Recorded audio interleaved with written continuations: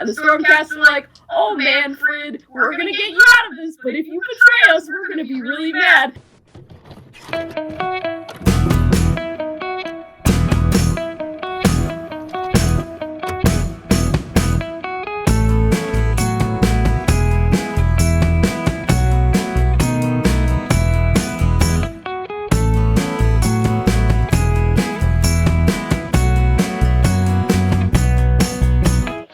Yeah, I guess I probably should. I'm not used to how to do this, but my name's Fiverr, and I have a channel called Sugar Candy Miniatures where I paint miniatures.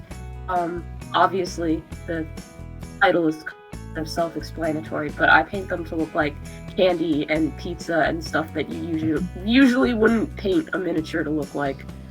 So that's kind of the brand there. Yeah, I really enjoy all of your videos. It's very inventive. I love the colours and stuff that you do in all of your models and their wacky bases and all that kind of stuff. And it's great. I really like it. So this series, of which this is episode 1, so thank you very much for being my first guinea pig guest, is all about exploring the hobby experiences of people from various marginalized communities, or basically anyone who isn't a straight white man. And so I'm hopefully going to be speaking to people from the LGBTQ community, people of colour, neurodiverse people, people with disabilities, women in the hobby, because that is obviously a smaller proportion. And so, you, Fiverr, are a non-binary person, right? And you use they, them pronouns. That is correct. Both of those facts are accurate. Yes, yeah. I should have put that in my intro, but didn't. But yes, that is right. How did you get into this hobby that we call miniature making? What got you into it? How long have you been doing it? And that kind of thing. So, I got into like Warhammer and war games in general and stuff via D&D. I had been playing that in college for like a year, and then I wanted to start running my own games with miniatures. So I went to a miniature painting night at my local gaming store, and I picked up one of those like shitty plastic WizKids miniatures that everybody can buy for like $5. And I painted them. Absolutely love painting. I sent the instructor of that that painting night like 500 questions about painting miniatures, and he's like, "Wow, thanks for coming out. I don't have time to respond to all of those, but there's some really great tutorials to look into on YouTube." And I started looking into painting, and a lot of people were painting Warhammer, which made me start wandering over to the Warhammer section of the store. And I found for 40K they have that Runt Herds box where it's like 10 goblins and an orc for like $10, and I was like, oh my gosh, 10 miniatures! 11 miniatures for $10. That's such a fantastic deal. This is a good investment. That should have come with a warning. It was not a good investment. I didn't know that the miniatures in there were not going to be assembled. I had no plastic glue, no primer, and no snips for cutting them off the screen. My first box, I did not prime anything, and I was popping the plastic pieces off with my thumbs. It's a miracle I didn't like pierce one and have to go to the doctor. But I put together all these little goblins, and I kept calling the goblins orcs by mistake until some people sorted me out with all the Warhammer lore. But painting's just one of those things that calms me down. It's a really nice, once I started painting miniatures, I never wanted to stop. And now I have over 400 painted miniatures just lurking around, staring me down with their little poorly painted eyes all of the time. Yeah. They're absolutely not poorly painted eyes. Your models are great, and I'm sure their eyes are fine too. Not all of them. Not all eyes are painted equally in this house. Sometimes I have to get like little expressions and little pupils dotted in, and other times it's like, this looks vaguely like where your eye is supposed to be, scab with paintbrush. Yeah, I don't think I've ever painted a model's eye in the 10 years or whatever I've been doing this. But then obviously I had all these painted miniatures and they were sitting around, so I wanted to start learning how to play. And I went to like some of the like learn to play nights at the local gaming store and got kind of into playing Age of Sigmar. So you started touching on it already, but what's the hobby community like where you are, your part of the world? So I just kind of have one store. It's like a 4-minute bus ride from my house. And our Age of Sigmar group is really, really nice. There's actually like there's another non-binary person in our group, which was a surprise to me, and there is a lady in our group as well. So I immediately felt more comfortable with the Age of Sigmar folks, just because there were other people who weren't just straight white men playing, which isn't a bad thing. But like for our 40K group, everybody there was a guy, and I brought in my 40K orc army, which is painted to look like they made all of their armor out of an old ice cream factory, and they're painted like mint chocolate chip orcs. And I show up, and someone's just like, "You are a girl," which is A, incorrect, but B, I understand why they assume that. "And you have pink orcs? Girls don't usually play orcs." And I'm like, oh man, I already am intimidated because I don't know the rules of the game, and I'm not confident enough in figuring that I can play a war game to be like, I need to communicate that is not how I would prefer to be addressed. And also, you can paint your orcs any color you want, as far as I'm aware. So I didn't really fall in too well with the 40K crowd, but the Age of Sigmar crowd I got along really great with. They're all super fun. And then we have a Blood Bowl league as well that recently got started, and I somehow, through sheer amount of enthusiasm for playing Blood Bowl, ended up as co-captain of that Blood Bowl league, which really just means I remind everybody to pay their league fees. I occasionally bring cupcakes, and I am just like, yes, this is the game night, and we are excited, and my werewolf scored a touchdown, and that's cool. So enthusiasm, surprisingly, has carried me far in this hobby. Yeah. Actual skill, not very much. I think it's 80% enthusiasm, honestly. Skill, 10% luck. But it's mostly enthusiasm. Absolutely. Yeah, that sounds like you have a really great community. So what is it like to be non-binary within your hobby community? And has it changed over the time you've been involved? I would definitely say it's changed over time. Initially I felt really uncomfortable, and like I just didn't correct anyone on anything because I just wanted to play the war game and learn all the rules and stuff like that. And it's hard when you don't really know people and you're just kind of showing up somewhere with your little plastic guys and stuff like that. But now it's kind of funny because I know for a fact I was the first non-binary person that anyone in the initial Blood Bowl league had ever met. And they tried really hard and they kept messing up a couple of times and stuff like that.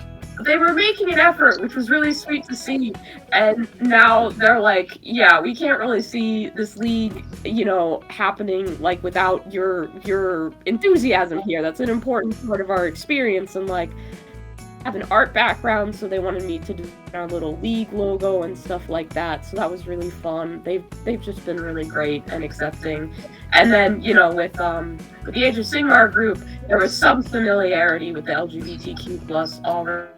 I don't know how that seems to happen with Age of Sigmar. Like, the more I talk about it with people, it seems like that's where all of the diversity has sort of gravitated towards, which is interesting to me. I don't know why we tend towards the fantasy instead of the sci-fi, but I've noticed that.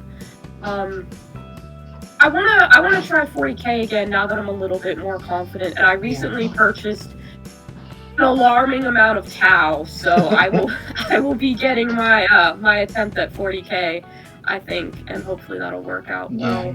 I also wasn't really as confident with my identity at the start of things. I think like a lot of people over COVID who just had all of this time to really sit with themselves and figure out who they are, you kind of discover things and are like, oh yeah, I'm a lot happier when this happens as opposed to that happens. So also becoming confident with myself is gonna help with any future gaming experiences. Yeah.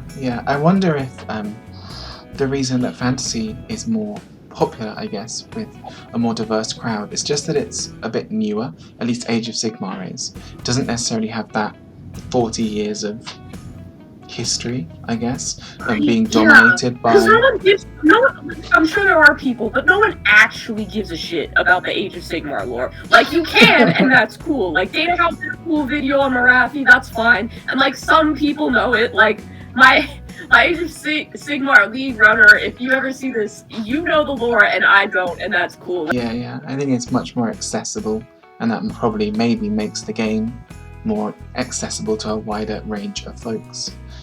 Which is, really good.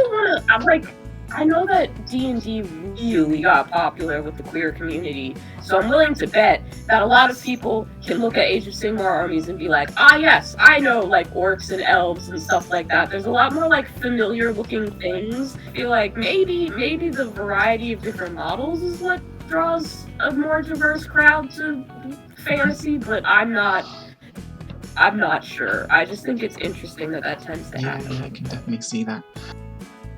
Cool. So the next question I have for you is, what do you think that the less marginalized people within the Warhammer or the hobby space need to do to make the hobby as inclusive as possible?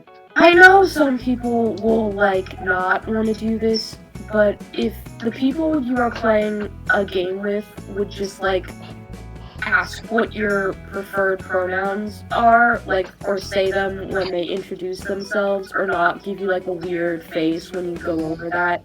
That would be, like, so great. Like, if anyone on the other side of the table, like, while I'm getting my army put together, it's like, hey, I'm playing against you, was like, oh, hi, I'm John Straight Man, and I use he, him pronouns. I would be like, yes, this is someone I can comfortably play against, and I know it's not going to be uncomfortable to play against. Also, like,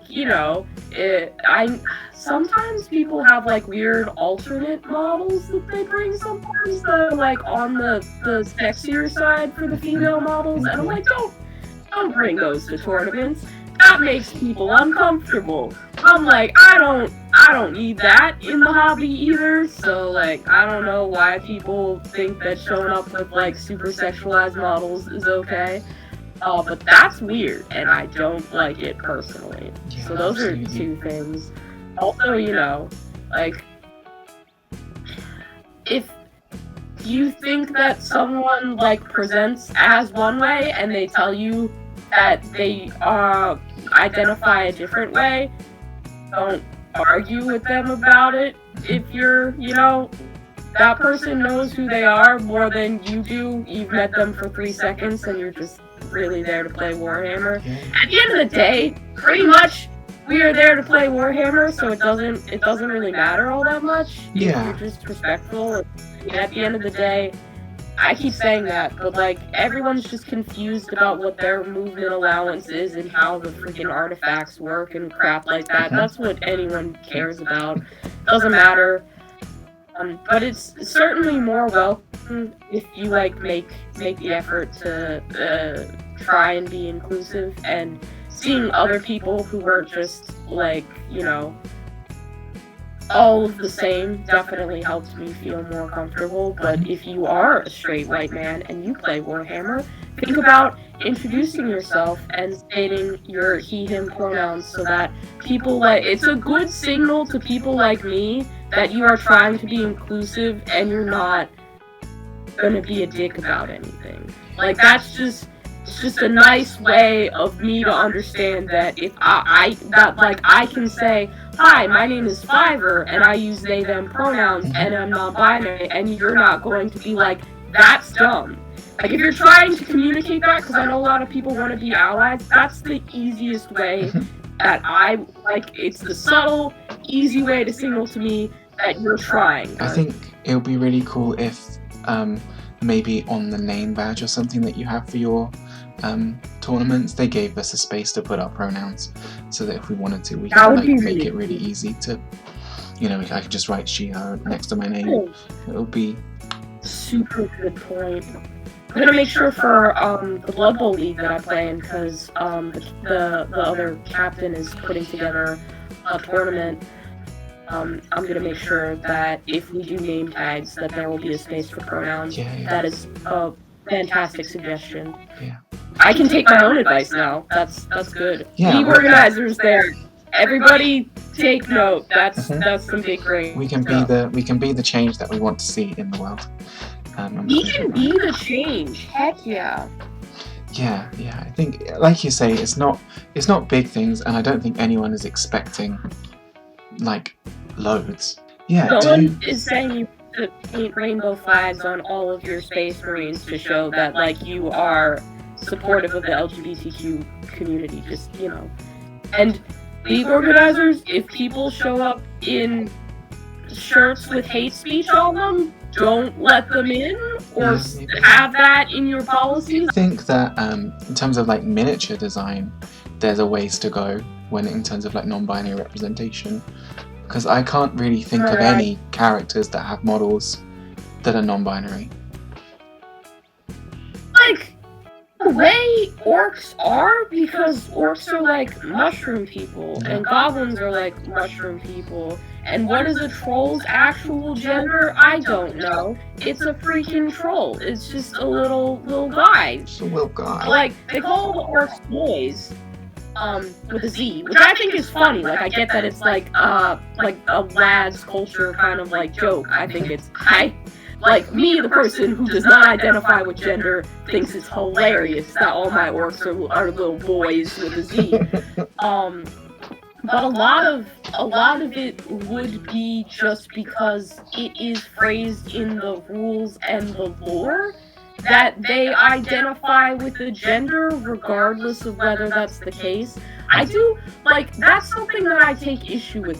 A lot of, like, the codices, and I was pissed about this when I picked up the Cruel Boys one. I was so excited to read that codex and learn some dope-ass lore, because I love that stuff. And, like, the models have, I mean, every orc has a little shield that looks like their face, and I'm like, oh, that's interesting. What is the cultural orc significance of this? This is so unique to that army, and then I get the book, and I read the lore, and it's like, they just trade slaves with dwarves to get that made for them. And I'm like, no, that can't be how it is. The dwarves would not be, like, chiseling individual features for each orc so that the shields match their faces. Like, that does not align. I was mad about that, and all the lore was just like, yeah, Cruel Boys are weird, they live in the swamps, and they smell bad. And I'm like, this is not written from the perspective of an orc.